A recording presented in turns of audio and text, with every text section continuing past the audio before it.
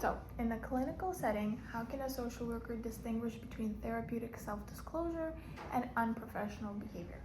I think the main difference is if you are self-disclosing, it needs to uh, go back to somehow helping the client, and so it needs to be relevant, and the attention cannot then be pointed back at you where it's like so big that they're like, oh no, are you okay? Because obviously the attention needs to be on the client.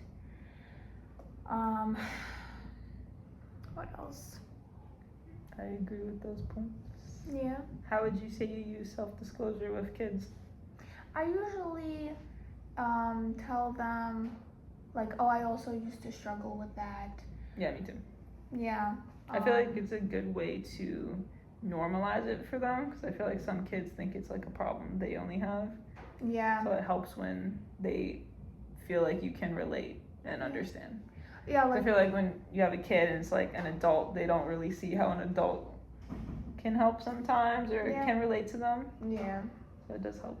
Yeah, like with one of my kids, they were talking about how they're a middle child.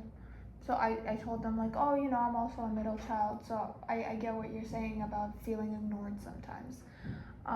But with my class, I give my class presentations, and when we're talking about self-confidence, sometimes I mention, I'll be like, I'm sometimes I'm anxious when I'm giving presentations, and then they'll be like, what, you? And I'm like, yeah, me. I have those days too. Yeah.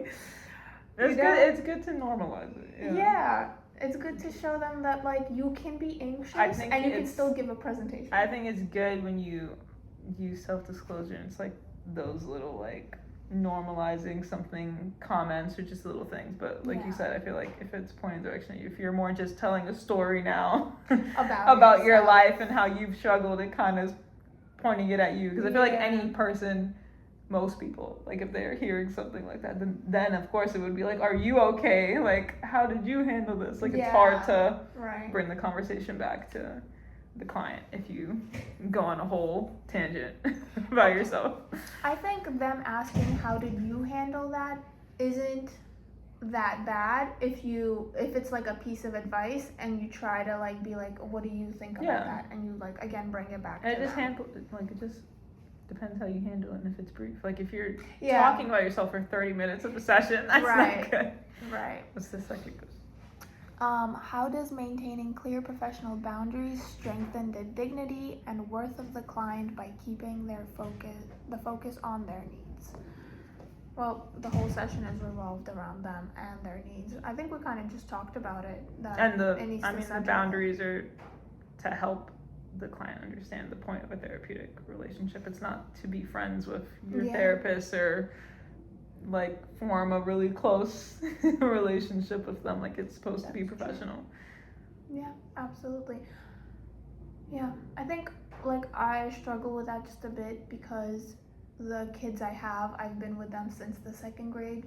So there are moments where I want to be more friendly with them and I have to like it's also hard bring it back. Kids are a little bit different with how they interact with like you as a social worker compared to like if you had like a grown adult as a client versus a kid, because kids want to be friendly with you and they want to like be cool with you and joke with you, and it's just having that line of like the boundary where they can't cross.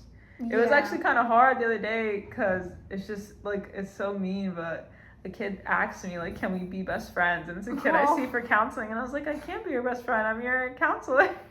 And it's like, that's such a hard thing to say, but it is true. Like, we're not best friends.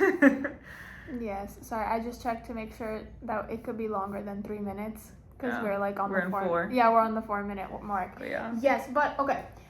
To that, I also say that with kids, there needs to be a certain level of friendliness. No, for sure. If you're too professional, they don't feel comfortable sharing stuff with you. There's a certain, like, I'm definitely still friendly with the kids, but knowing not to be like, you're my best friend forever. Yeah, oh my God, no.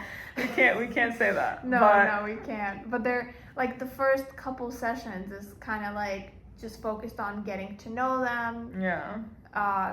Like letting down the walls so that they feel more comfortable being vulnerable, because it's hard to be vulnerable with someone you don't know. So it's important that you like you have this aura of like you're welcoming, and it's like a safe space. Yeah.